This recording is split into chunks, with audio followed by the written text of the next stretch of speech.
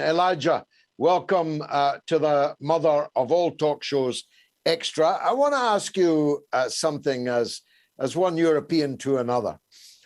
They keep saying that, well, this is different. These are not Africans, Arabs, Asians that are being bombed. These are civilized tribes from Europe that are being bombed, and therefore all norms of refugee hatred and repel all borders have to be dropped. In fact, in Britain, you're being given a very substantial amount of money, if you gross it up over the year, to take in a Ukrainian. Not something that was ever done for Syrian refugees or Afghan refugees, or even for homeless British servicemen living on the streets. But I wonder if these people are so young or so foolish that they don't remember Yugoslavia. Hello, George, and I'm really honored to be on your show. Thank you very much for having me. Thank you. I think the world has a very short memory, and the difference is what kind of war we are facing today. Apart from the discrimination that is disgraceful, but the war that we have seen throughout the last 2 decades, it's a war that the West has triggered. We have done this war. We went to Afghanistan, we went to Iraq, we went to Syria, and we have created this havoc to the point that people are so much uninformed that when they talk to me, they say, well, is it the problem that people in the Middle East don't want democracy? Is it a problem that in Yugoslavia, Europe is incapable of sorting out its own problem? So the misinformation and the disinformation that is horrendous, particularly in the war in Ukraine today, is turning people to swallow everything, including journalists who are saying, well, we're dealing with white people with blue eyes. They forget that they have exactly the same blood color, and they are facing even worse. We faced even worse crisis around the world, and we're still facing it in Yemen. We're still facing it in Syria. The bombing in Yemen has been going on for the last 7 years, and there are 20 million people who are starving, 12 million children. Look at the United Nations figures. They are really scary.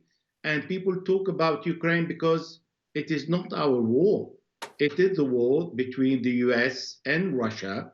It is the war that US is pushing everybody in Europe behind it, or pushing it ahead of it, and saying, well, we need to fight the evil Russian, and you don't need to mention that the problem is our control, our hegemony, and that we have been trying to create this problem in Ukraine since 1997, and then we increased it in 2004 with the Orange Revolution in 2014. And then we have this war today. People don't know that the Ukrainian army was 120,000 only in 2014. And between 2014 to 2021, the Ukrainian economy was on the floor, yet the army increased to 350,000 men. The economy, the budget to the army was 1%. Today, it's 7%. Hundreds of millions of dollars are sent to Ukraine today, not in form of humanitarian aid, but in form of weapons to go and kill themselves and to go and fight Russia with one objective, is to make sure that this war is going to last as long as possible. That was quite brilliantly expressed and educated me, and I thought I knew it all. I didn't know these Ukrainian army figures or the budget increase from 1% to 7%. That's quite stunning, actually, at a time when actually Ukraine's main export is its own people. The economy depends on the remittances of millions of Ukrainians who've had to leave their country because of the dire economic situation. Ukraine in the Soviet times was a very successful economy. All kinds of industries were developed in that period, now all lost, closed. The only industrial capacity Ukraine has now is in the east of the country, in the ethnically Russian areas. Now, I think, gone forever from Ukraine. So millions of Ukrainians are living abroad because there's no work for them, while all this money is being spent on an army and all this tax is being raised for an army. And it's quite clear what its purpose is. This is a proxy war between the United States and Russia.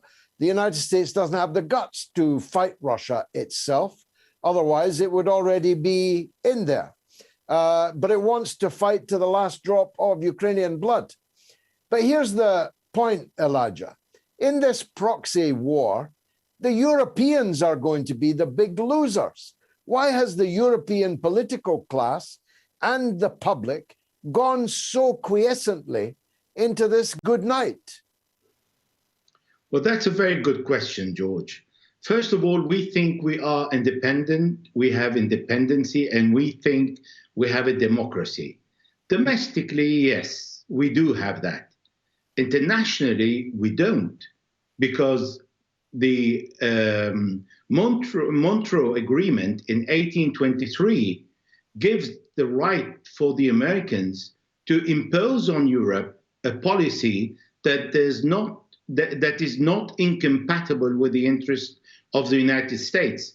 And if we look at what's happening in the last only few weeks, the number of US soldiers has increased from 70,000 to 100,000. We have dozens of US military bases in Europe. What for? Why do we need in Europe nuclear weapons? Well, the answer is very obvious. We need to be in Europe the avant-garde of the Americans, so the Americans can bomb Russia in case of nuclear war, so the bombs fall rapidly on Russia if they are sent from the European continent and not from the United States. So that doesn't allow Russia to respond in case of nuclear war. So the whole objective is focused from the American side on how we are going to behave in case of nuclear war with Russia, and not how we're going to build the economy in the world and allow everybody to live comfortably or not under poverty level. Therefore, what we see in Europe, we see an increase of number of US troops, we see an increase of number of nuclear bombs, and we see the hostility that is the American pushing the Europeans ahead of them and asking the European to invest their budget, not domestically, but to support the armament of Ukraine. And everybody is saying it is only a question of time that Russia end this war in Ukraine and impose its conditions. So basically what we are doing today is saying exactly what you just said. We want more Ukrainian killed just to be able to continue our media campaign around the world to say how bad are the Russians.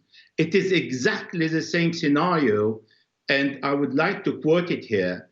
The president of Afghanistan, Ashraf Ghani, who was asked to hold on for 6 months and to fight the Taliban because it was trained by the Americans for this purpose, which means the Americans wanted the president of Afghanistan to kill more Afghani for 6 months and after that decapitulate. This is exactly what they are asking from President Zelensky today, to receive more weapons that the Americans have been training Ukrainian to use since 2014, 2015 for this exact day, so they can hold a few extra months before they surrender.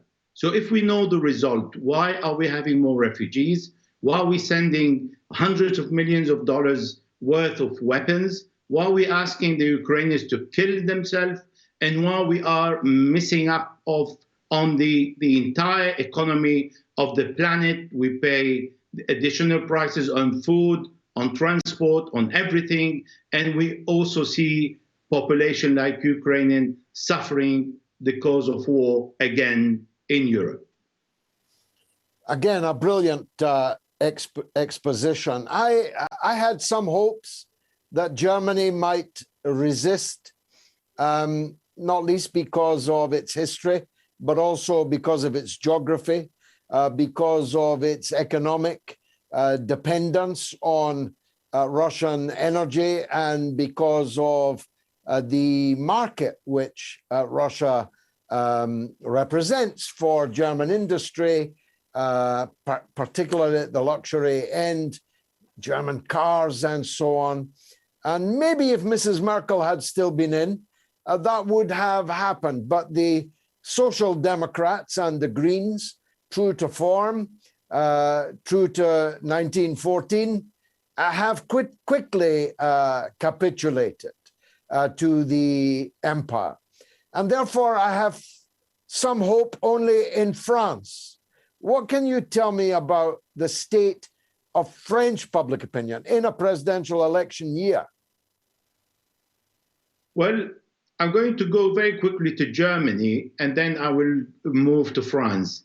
Germany, if the world needs to know, your audience needs to know, that the suspension of the gas line from Russia to Europe through Germany, that is called Nord Stream 2, that had never been inaugurated, but was ready to pump gas, it was suspended by an announcement of President Joe Biden from Washington. Yes. This is not a European will to do what they think is the best for their own European population.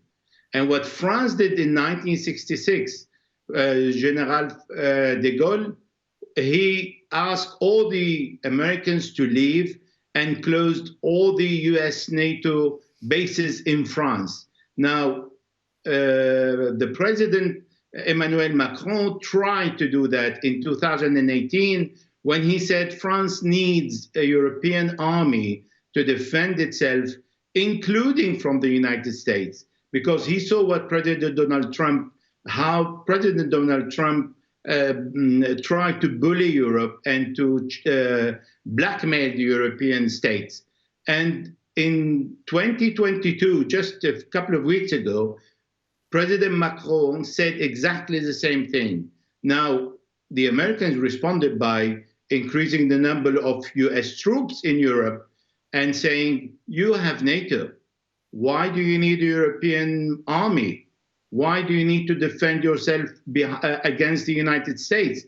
And what the Americans did is they rallied everybody in the world behind them, with them against Russia. So nobody dares to say, well, the problem is because you Americans in 1990, you promised the Russians that you will not expand NATO by a document that you, the US National Security Archive, released. James Baker told President Gorbachev that he's not going to, the US will not expand NATO beyond the Soviet Union. Warren Christopher, United States Secretary of State, again in 1993, promised Boris Yeltsin exactly the same. 1997, this is when the new demand of NATO were accepted, and the Americans knew that this is going to create one day a problem, particularly in Ukraine. So they form a new army. They train this army. They equip this army with Western weapons so they can fight Russia. That is behind the conflict. We are doing a war that we have nothing to do with. Elijah Magnier, it's always a pleasure, an honor to talk with you. Thanks for coming on the Mother of All Talk Shows